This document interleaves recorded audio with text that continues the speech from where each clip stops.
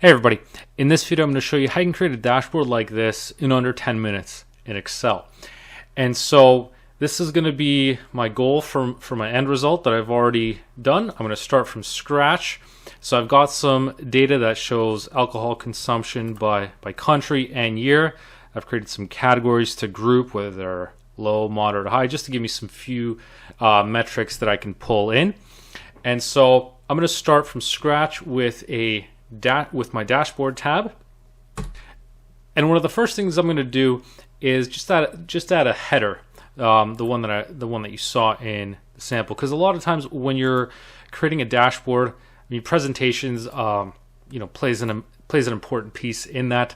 So what I'm going to do is merge some cells here to create a nice header. I'm going to say alcohol consumption by country and year, and if I do Alt and Enter, I'll create another line underneath, liters per capita, so it's clear what my measure is. Bold that, let's say a size 28 font, and then if I open this up, I can change this font so it's actually smaller, so maybe size 10, just so it's not taking up as much space. One of the things you may have noticed is you can add some icons in here. So if I go to the Insert tab, there's an option for icons.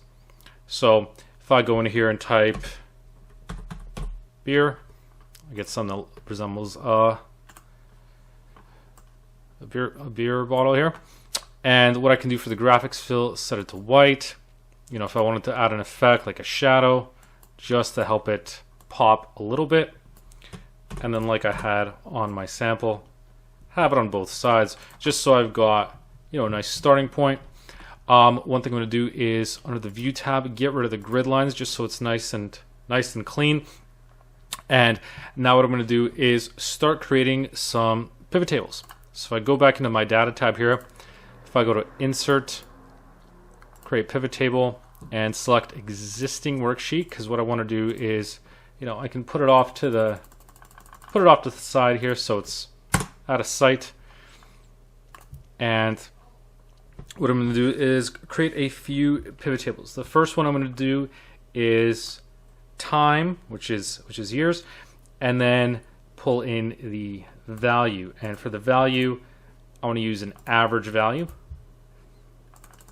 And then right click Value Field Settings, just so I've got the correct number format. I just wanted to show 2 decimal places.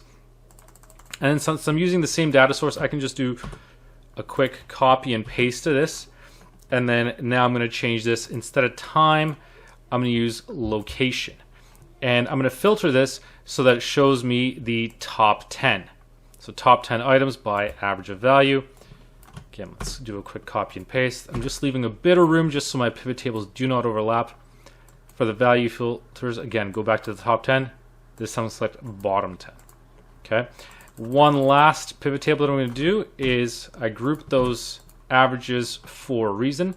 So I'm going to use this group category. So I've got my high, my low, and my moderate value.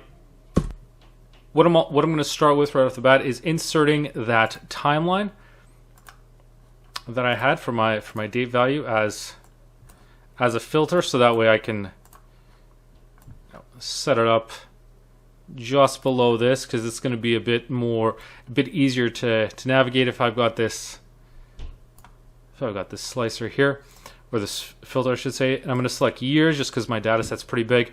And again, a lot of this is going to come back to how you want it to look like, making sure the color scheme is reasonably close. And that looks okay. What I'm going to do is now insert a chart for this pivot table, which I had a line chart. There's some of these connectors on there. I'm going to get rid of the field buttons, get rid of some of these items that I don't need. If I go to Format Chart Area, get rid of the border, just so it's a bit cleaner, and move this underneath my timeline just so it fits in nicely. Getting rid of those borders makes it really easy to blend in on your background. And what I can do is on the design, select one of these different designs, have a little shading, so whatever you want it to look like. And again, to match the color scheme, I can go back to change colors, use something that is a bit too red, maybe this this yellow sort of one, darker yellow, whatever, any one of those. And again, let's get rid of that border. And so now I've got a line chart showing the progression over time. Next up, what I'm going to do is insert charts for my top and bottom 10. Go to insert and just select a simple 2D line chart and drag this down here. And again, same sort of thing, get rid of the field buttons, get rid of the border, totals. And I like to make these data series a bit fatter, so I make the gap width only 50% normally. And again, you go into the design and select one of these filters, whatever it may be. And unfortunately, sometimes it overrides your settings that you've set up. But what I can do is, again, apply a different color than what I've got here. So I can use, let's say, this darker yellow one.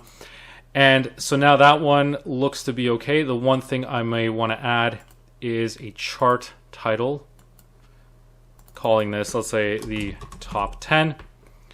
And let's add some data labels. And so now I've got my top 10 countries in here.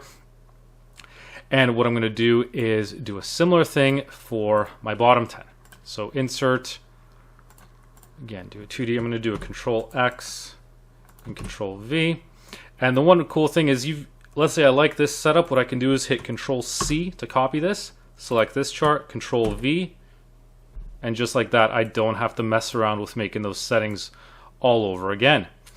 And just to differentiate, I might use a different color for this, maybe perhaps a little bit of a lighter shade.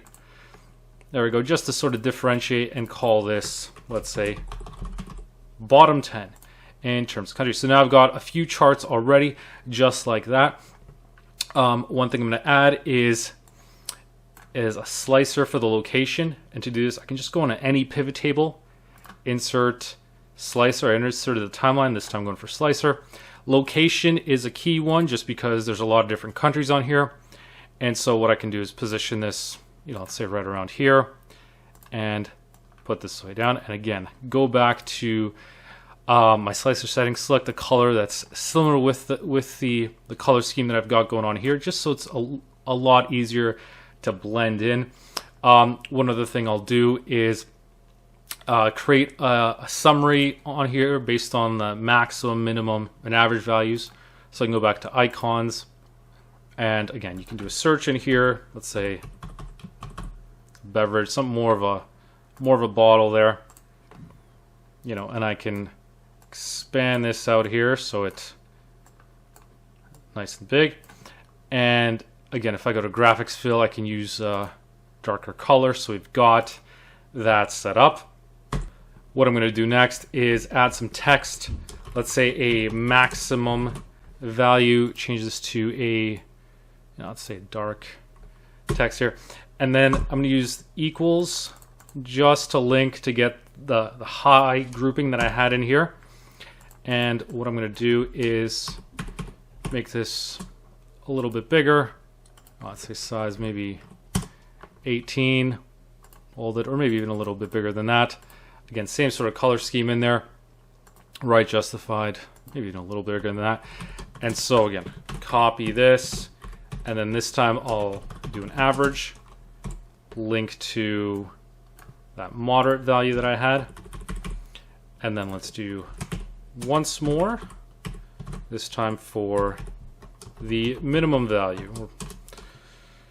Okay, equals, and my low value. So there we go. So now I've got that similar effect that I had on my sample size. You can see pretty similar. The one last thing I would do here is to link some of these slicers. So like location, if I go to the slicer settings, there's an option for report connections. So I want this to be linked to certain pivot tables. And so what I do is just update those connections. So I believe, let's It's going to be, I don't want to include the top and bottom 10 because that's already going to filter by countries. The timeline slicer or timeline filter, I can go to the timeline settings, report connections, and tick off everything in here. And so now I've got my dashboard ready to update. So as I select, you'll notice these numbers changing, and I've got the values at the bottom also changing. So a quick and easy way to create a dashboard. Again, the big thing here is really just presentation. I mean, the charts themselves, I mean, if you create a pivot table, you can create a pivot chart pretty easily. The main thing that I'd suggest is, focus a lot on those color schemes. On the design tab, you've got these different color schemes you can use, and if you use it consistently and use the same sort of color format, it makes it a lot easier to blend in. Take advantage of the icons that are already built into Excel that you can use, and allows you to have a nice picture that looks really like a set, and you don't have a mishmash of colors all over the place. So that's how you can create a dashboard in 10 minutes or less. Hope you found this video useful, and thanks for watching.